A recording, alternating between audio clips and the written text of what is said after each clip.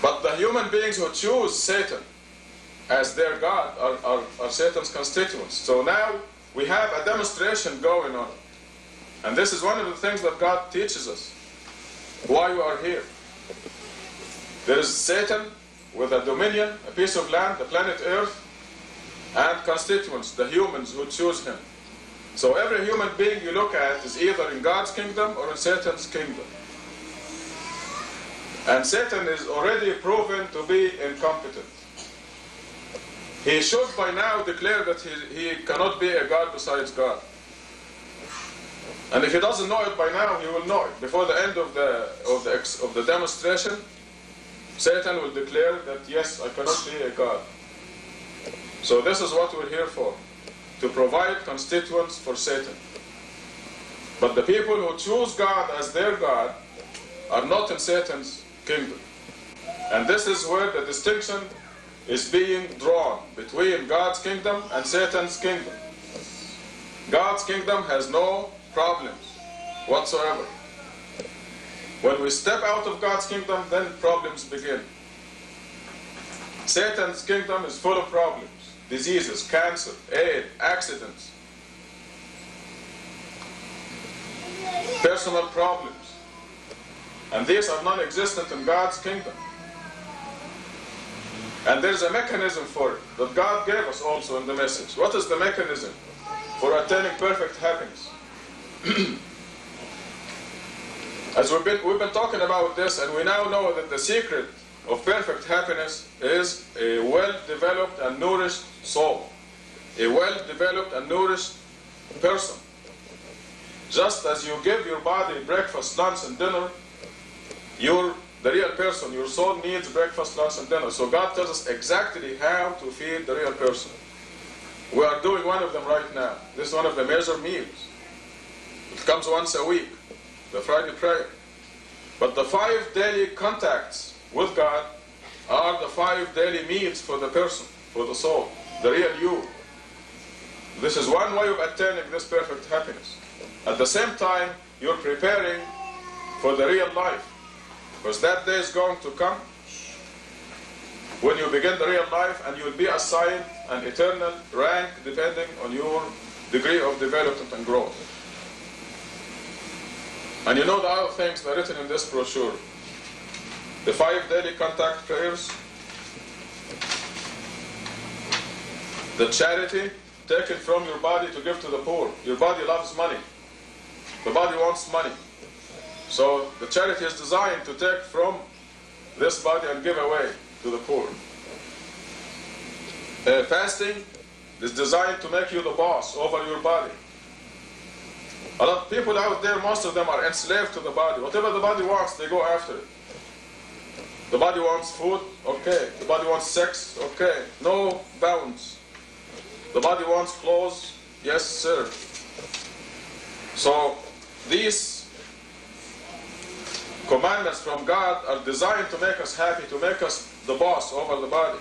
So fasting, you tell your body you're not going to eat or drink until sunset in a specific period. And then the 5th is pilgrimage to commemorate Abraham's exemplary submission to God. So this, in a nutshell, the picture of what God did to inform us.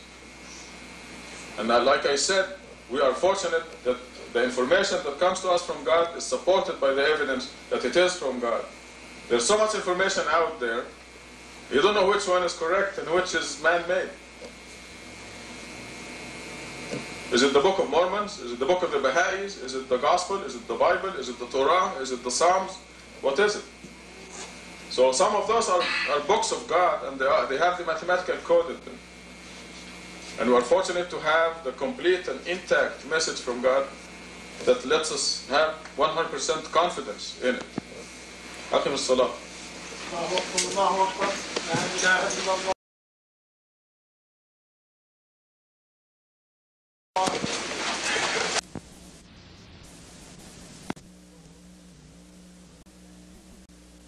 وحده لا شريك له. We praise God and we bear witness there's no God except He. The title of this khutbah is, Who is Your God? And I bet you anything, quite a few of you will be shocked. Because the natural answer, the immediate answer is, what do you mean, who is my God? God is my God, the one who created me. But the Quran is full of verses that tell us that millions of people would say that their God is God. You're familiar with the verses that say, if you ask them who created the heavens and the earth, they will say God, but they're going to hell. The verses that say, if you ask them who is the Lord of the heavens and the earth, and the Lord with the great dominion and the great throne, they will answer God,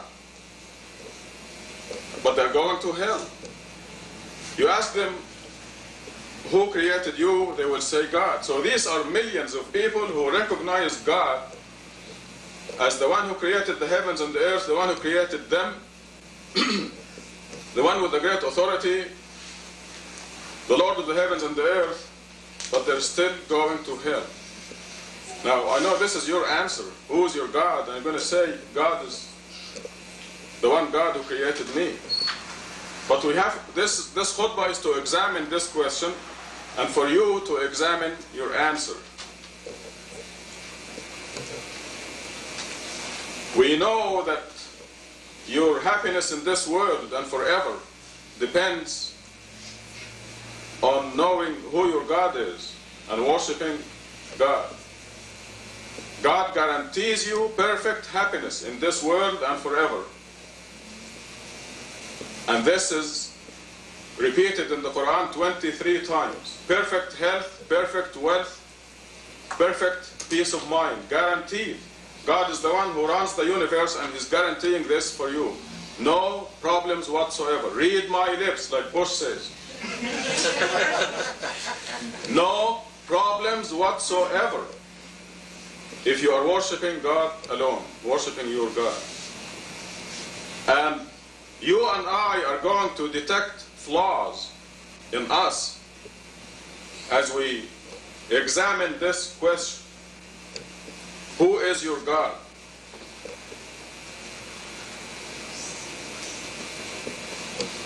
It turns out, I'm going to give you the answer first, then we'll discuss the specifics. It turns out that whatever is preoccupying your mind the majority of the day, that is your God. Whatever you are thinking of in your mind, this is your God. And the Quran explains this very clearly in specific terms. If you are preoccupied with yourself, what you look like, your shave, your makeup, your dresses, your hair, if you are preoccupied with yourself, what the people think of you, he is a nice guy, she's a nice lady. If this is your concern, the majority of the day, then you are your God. You're worshiping your ego. And we see this in Surah 25, verse 43. 25:43 says, have you noted the one whose God is himself? Or his desires, or his wishes, or literally his self, quote unquote.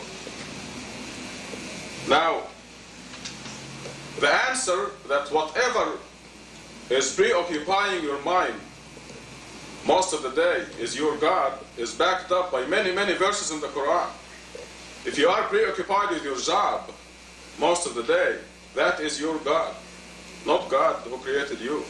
You can say that the one who created the heavens and the earth is God, but your God is your job.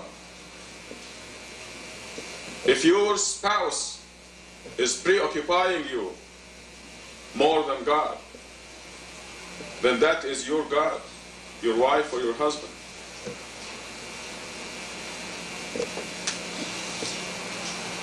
If your property or the dollar, the mighty dollar is preoccupying you, that is your God. Now let us look at the Quran and see what backs up this idea. In Surah 33 verse 41 it says, O you who believe, commemorate God or remember God or mention God a lot.